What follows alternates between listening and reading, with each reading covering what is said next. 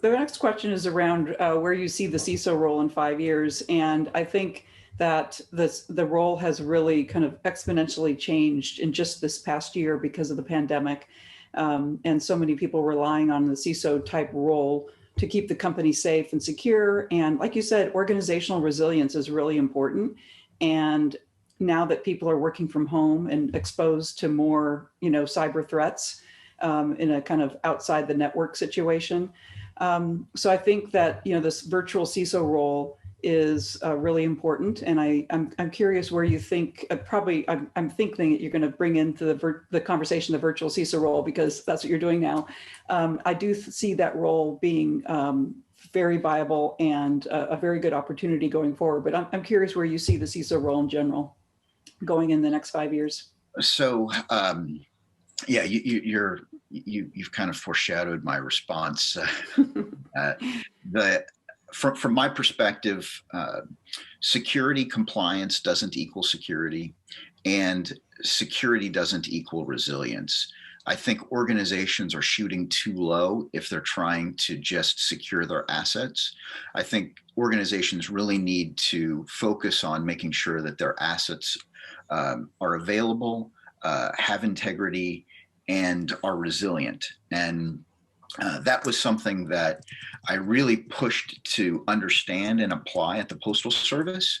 And, I would love to see where the position title changes from Chief Information Security Officer to Chief Information Resilience Officer. And I think that would really help the organization better manage the value that the information security practice, this traditional information security practice thought process, has been providing to the organization.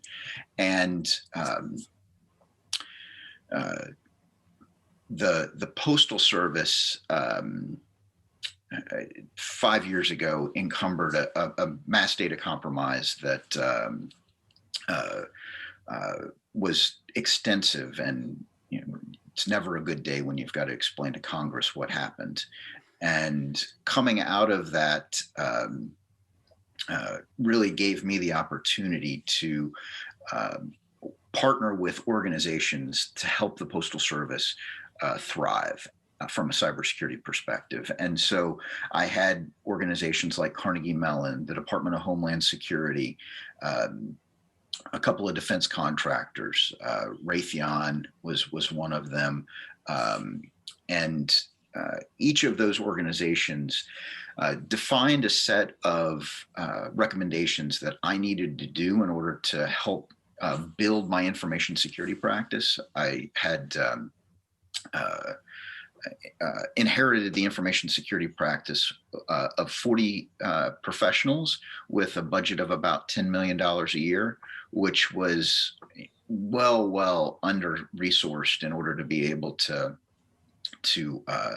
address the cybersecurity needs of an organization that delivers to 160 million addresses every day, that's got ICS infrastructure in 400 plants across the United States, 31,000 retail locations across the US. They were just undermanned, undertrained, under everything. Everything, yeah.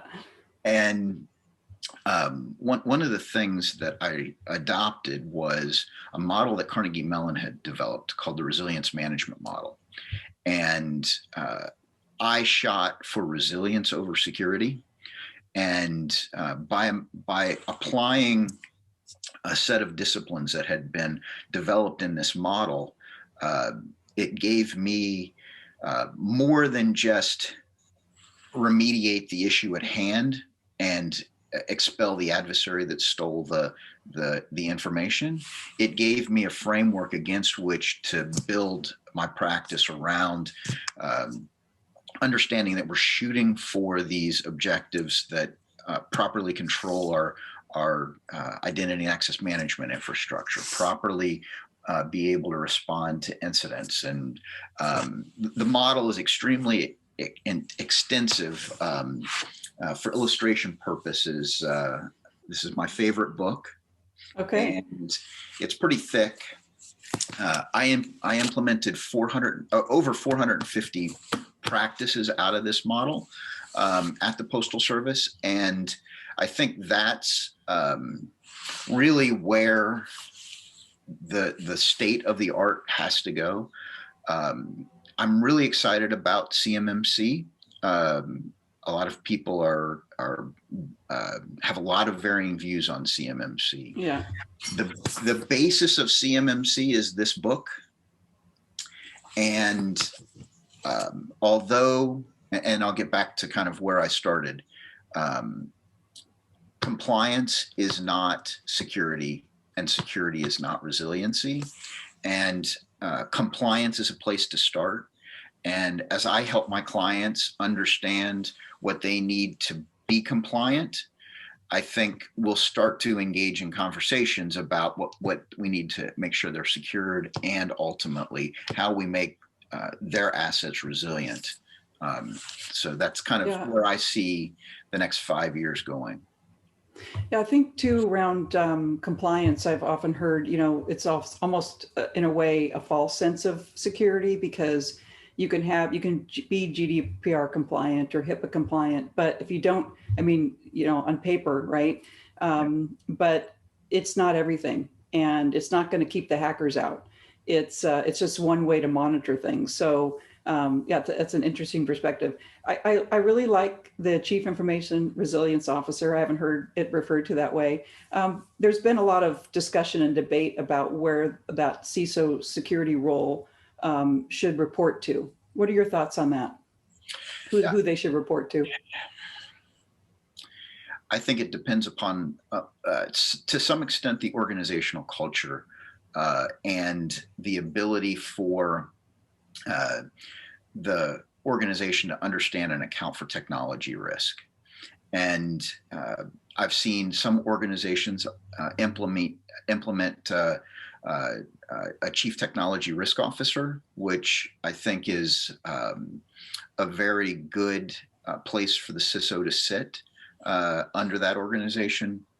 I've also seen, and we had these debates in the Postal Service, where do we put the information security practice? Do we put it under the general counsel, or do we put it a direct report to the CEO, or is it a technology function under the CIO? And quite frankly, I think if the organization has to have enough maturity to drive those conversations, and I relied on our Enterprise Cyber Risk Committee to really help guide where they thought I would have the best voice from an action perspective. Because we decided to keep it within the CIO organization, because there's such an interplay between technology and the control infrastructure that we needed to implement. Managing the security of 1.2 million devices across the nation was a massive undertaking, and I was able to, the co-chair of the Executive Cyber Risk Committee was the general counsel, and he was a strong advocate for making sure that my voice was properly heard when my views disagreed with the CIO. And it's kind of difficult sometimes when you disagree with the person that you report to, but if you've got an outlet in order to be able to, and partnership. I mean, it was more than just an outlet. It was a partnership with general counsel to make sure that we were getting the right discussions and understanding when those disagreements came.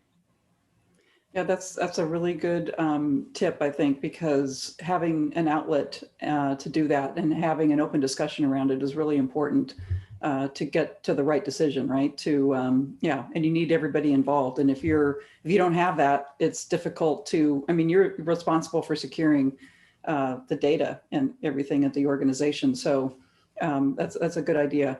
So my next question is sort of in the same theme that we've been talking about is what do you suggest and recommend to somebody who's starting a new role in a new organization or government agency, a CISO? What do you suggest that they do in the first 30 or 90 days, basically? So I think that it's extremely important to get a good assessment of where you are from a current state perspective, relative to your ability to handle the risk equation. And I am I profess this need to understand the intersection of threat, vulnerability, and impact. And uh, does your organization know the threats it faces and how to handle them? Do they have a strong inventory of the vulnerabilities that exist and the likelihood that those vulnerabilities may impact the technology assets of your organization? And for me, as I had mentioned, I came into uh, the information security practice at the Postal Service with a bang. Greg, we've just been the victim of a significant data compromise, and we need your help. So what do you do? And I think that for me, it was very interesting to engage. I was kind of propelled into the initial role of being the deputy incident commander, which means I had to do all of the things. And there's so many aspects of this that are important to understand relative to risk. Instrumentality of the United States government, I had to understand who my threats were and work closely with the intelligence community to figure that out. So working with the FBI, the Department of Homeland Security, I was in the skiff with Fort Meade and Langley trying to figure out what had just happened to us from whom, right? And understand your vulnerabilities. And throughout my career, I've seen third-party risk issues in these technology situations come up. And, we're talking about the current day is SolarWinds and the Microsoft Exchange vulnerability. But I had a clear defense contractor in my workspace that was the source of the vulnerability that created this problem that I was dealing with in 2014. We had contracted with a clear defense contractor to do our network administration work, and we weren't the original target of the adversary. The network administrator decided that it was a good idea to forward their email from their work computers back in the office to their Postal Service email account. One click, the administrator clicked on the link that was in the phishing lure and immediately installed the malware. The adversary immediately escalated privilege, and they had domain access to the organization. That's a bad thing. And understanding, so that kind of goes back to that equation of, know your threat actors, know your vulnerabilities, address those things, right? And when you're in the heat of a battle, you've got to also understand that you need to conduct an investigation. You need to be able to do the remediation activities to expel the adversary, and you need to deal with the consequence management activities. And that's really where all of this leads to, right? And from my perspective, I was very fortunate to have the folks at the Department of Homeland Security and FBI and others on call to be able to help do a thorough investigation and I was unbelievably fortunate. The computer forensic support came from not only my own computer forensic analysts, but the DC3, the Defense Cybercrime Center, helped me to do the forensics on this particular investigation. And at the time, it was the biggest forensic recovery of that particular nation state actor that had been made. And so I was very fortunate to have their help. And then from a remediation perspective, talk about some tense moments. This occurred right before what we refer to our peak season, right? It's when we deliver Christmas. This was October and November of 2014. And we had the opportunity to the Department of Homeland Security and the intelligence community, because we had so good telemetry on the adversary, they were arguing to keep the adversary in our environment and let's watch them. Mm-hmm. I couldn't afford to let them be in the network through the Christmas season in 2014. And so we decided to go against the recommendations of some of our federal partners, and we remediated that week, the holiday weekend in early November. And let me assure you, those were some tense conversations between my executive leadership team and the agencies that wanted to keep us on the adversary. And then consequence management, right? You've got all of these from a risk management perspective to understand public relations issues. There were, because it was employee data that was compromised, it was all of the union issues that we had to deal with, let alone the congressional testimony to explain to the stakeholders what had happened and how it had happened. And so that all of those culminated in kind of a very treacherous road for me to come into the information security practice. So my first 90 days were pretty rough, but I reflect on those and say that a new CISO needs to understand the threats they face, have a strong understanding of the vulnerabilities and the likelihood of impact and the impacts that those kinds of things, if attacked, can have on the organization.